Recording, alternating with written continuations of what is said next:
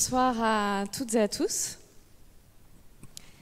Alors moi j'ai une grande nouvelle pour vous ce soir. Il y en a qui sont déjà au courant dans la salle.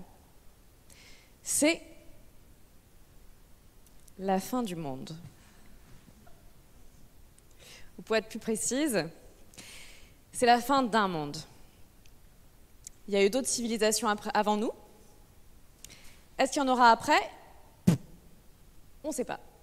Ça va dépendre des choix qu'on fait aujourd'hui. Alors je ne sais pas vous, mais moi j'ai peur.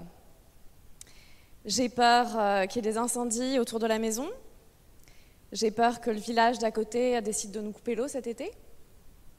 J'ai peur que mes parents aient trop chaud. J'ai peur des exposés que vous venez de faire, Heidi et Marc-André. Et à la fois, je garde espoir et je ris dès que je peux rire.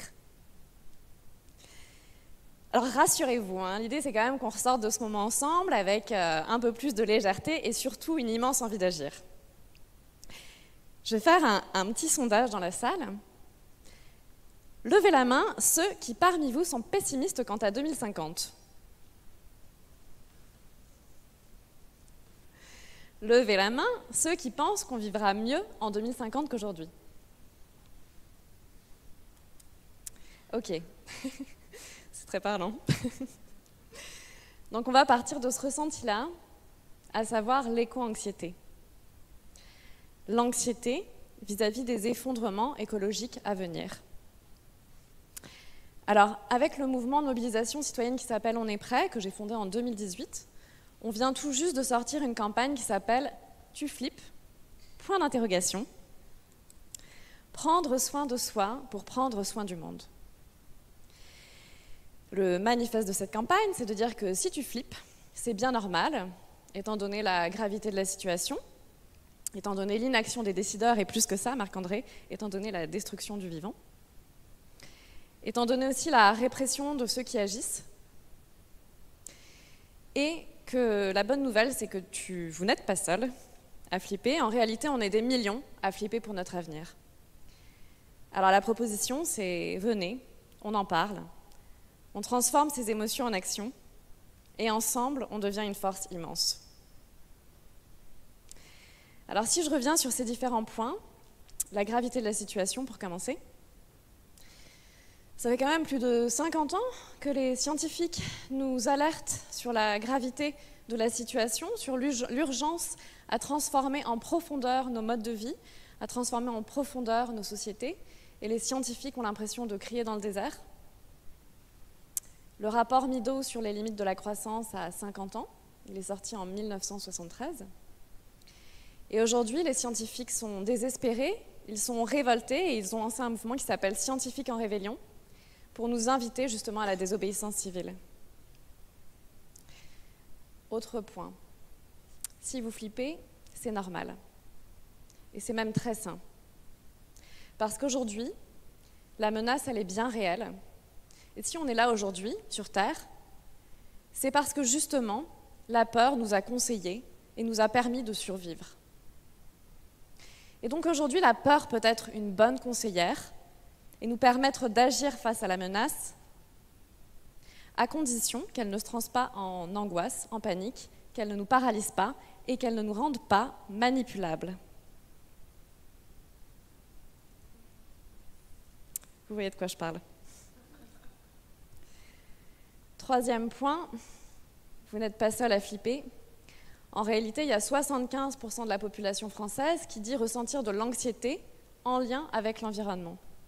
Et donc la proposition d'On est prêt, c'est de dire venez, ensemble, on agit et on devient une force immense.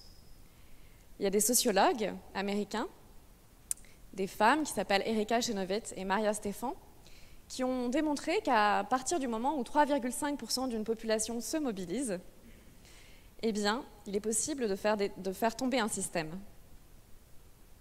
Alors, renverser un système, c'est une chose, encore faut-il pouvoir le remplacer.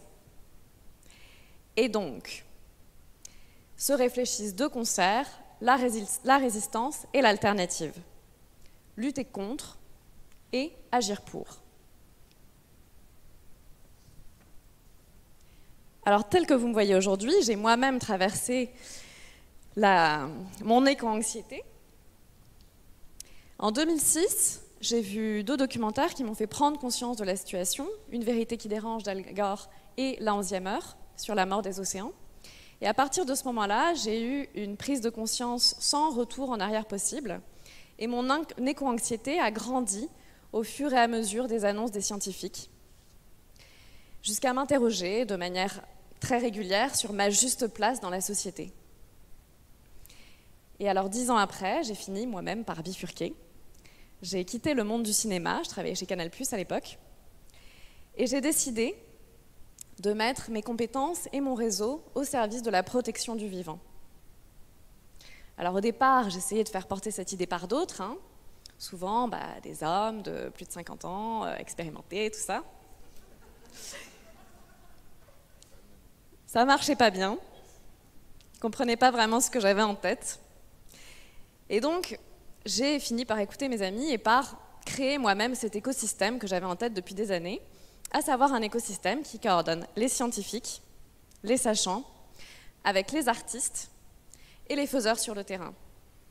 Donc l'idée, c'est que les sachants viennent inspirer le travail des artistes qui ont la capacité à émouvoir des millions de personnes, et que les artistes, une fois le spectateur ému, renvoient vers des actions très concrètes sur le terrain, vers des faiseurs, des ONG, des activistes, des entrepreneurs sociaux.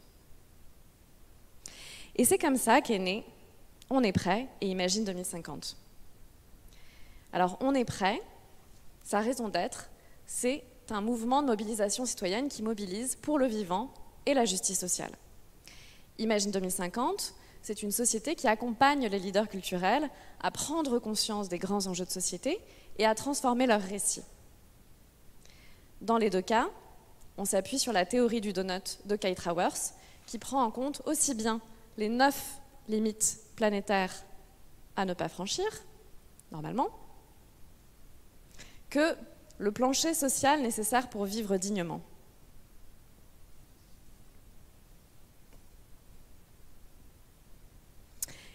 Et alors, cette fin du monde, elle ne va pas se faire en une nuit. Et pour autant, de manière plus ou moins sourde, elle a bien lieu en ce moment même. Est-ce que c'est encore possible de créer quelque chose? Bien sûr. Et c'est là qu'on arrive à quelque chose d'excitant. Alors on n'est pas dans 50 Shades of Grey, mais on est plutôt dans 50 000 nuances de bleu et rouge, où chaque tonne de CO2 non émise, chaque écosystème préservé peut avoir des conséquences bénéfiques sur l'ensemble du système. On n'est pas dans une question binaire, est-ce qu'on va y arriver ou pas? On est plutôt dans une question qui est que va-t-on réussir à sauver? Où va-t-on placer le curseur sur le grand code-barre du climat?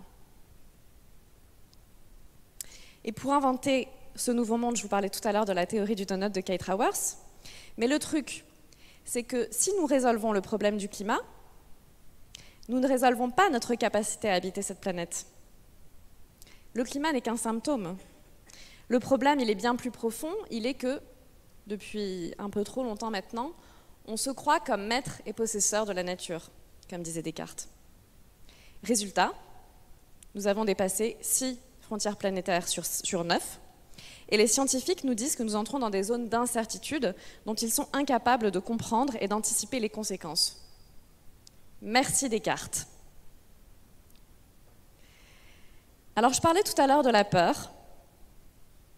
Il existe un phénomène qui s'appelle l'effet tunnel, qui fait que plus vous avez peur, et plus le champ de vision se rétrécit, et plus vous avez l'impression que les possibles diminuent.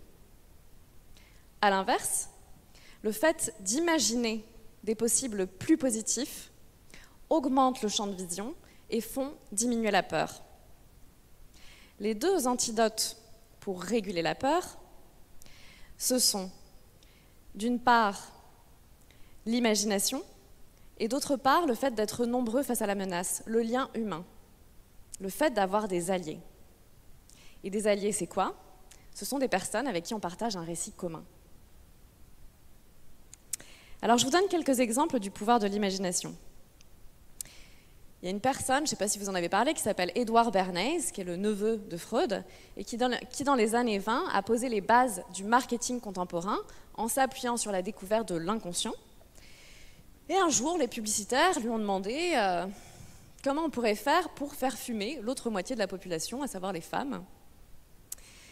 Et lui a fait un parallèle entre la cigarette, cet objet phallique, et l'émancipation des femmes. Et donc il a organisé un défilé de mannequins dans les grandes villes, très médiatisé. Et dès le lendemain, on voyait plein de femmes qui fumaient dans la rue, alors que jusque-là, c'était une grande interdiction.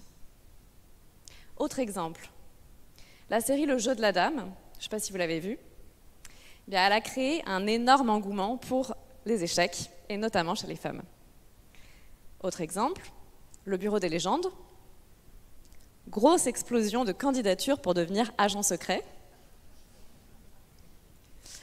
Barack Obama et Zelensky, on peut se demander dans quelle mesure les séries les ont aidés à parvenir au pouvoir. Un autre exemple, avec Imagine 2050, on a récemment aidé des scénaristes qui travaillaient sur une histoire de blackout et qui n'arrivaient pas à imaginer autre chose qu'une guerre civile. Or, pour nous, c'était vraiment important de nourrir un imaginaire qui serait un imaginaire de l'entraide afin de nous préparer aux catastrophes à venir, parce que celles-ci vont arriver, vont être de plus en plus nombreuses, et dans ce cas-là, nous sommes des êtres de mimétisme, nous avons besoin de nous préparer à la solidarité. Avec Imagine 2050, on a synthétisé plusieurs travaux scientifiques quant aux divers scénarios de l'avenir, et je vous spoil à peine en vous disant que le scénario business as usual, le scénario technosolutionniste, nous envoie dans le mur. Et le seul scénario qui peut nous permettre de continuer à habiter cette planète, c'est le scénario de la sobriété. Merci. Et je ne parle pas d'alcool, évidemment. Et donc aujourd'hui, il est primordial que les artistes, les médias, nous montrent à quel point cette sobriété peut être sexy, peut être désirable, à quel point on peut être heureux dans une société de la sobriété. Et si les artistes prônaient une société du soin, une société des liens, une société de l'être plutôt que le paraître? Et si nous revisitions notre relation au sauvage? Et si nous transformions l'American Way of Life, qui nous a bercés depuis la Seconde Guerre mondiale, par un Ecological Way of Life, qui nous fasse sortir du consumérisme, que nous cessions de croire que la consommation fait notre bonheur. Alors dit comme ça peut faire bisounours, mais je crois profondément que c'est ce qui nous permettra de passer de l'éco-anxiété à l'espérance en mouvement, pour reprendre les termes de Joanna Macy. Et j'ai une bonne nouvelle pour vous, c'est que tout ça, ça marche. C'est-à-dire que agir collectivement, au service d'un récit commun, et en obtenir des victoires, c'est possible, et ça fait un bien fou. Exemple. La première campagne On est prêt, lors de laquelle on a rassemblé plus de 130 influenceurs pour le climat, elle a permis de montrer que agir ensemble, de cette manière, ça pouvait rendre l'écologie cool et désirable. On pouvait faire changer la norme.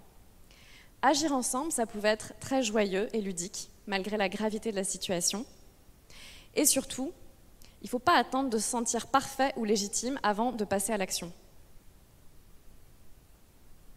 L'affaire du siècle, sur laquelle on a mobilisé, elle a permis de montrer qu'il est possible que la justice contraigne l'État, les citoyens peuvent saisir la justice et donc, par conséquent, les citoyens peuvent contraindre l'État. Elle a aussi montré qu'il était possible de donner des droits à la nature, et aujourd'hui, ce domaine juridique des droits de la nature, il est en train d'exploser. Alors, en conclusion, la fiction, l'imagination, la créativité, les récits collectifs, ils sont cruciaux pour élever les défis auxquels on fait face. Ma proposition, c'est d'en faire un voyage excitant, dont nous sommes les héros. Ma proposition, c'est de le voir comme une opportunité d'un monde meilleur, choisi et non subi. Et j'ai envie de vous inviter à me rejoindre dans cette grande aventure de l'imagination en action. Et si nous sortions des dystopies décourageantes à la Mad Max, donc un monde de poussière où la végétation n'existe plus, et si nous imaginions ensemble, dès aujourd'hui, des utopies lucides afin de les faire exister. Et je suis persuadée que dans ce nouveau monde, nous serons plus heureux car nous nous serons reconnectés à l'essentiel, à savoir au vivant. Merci.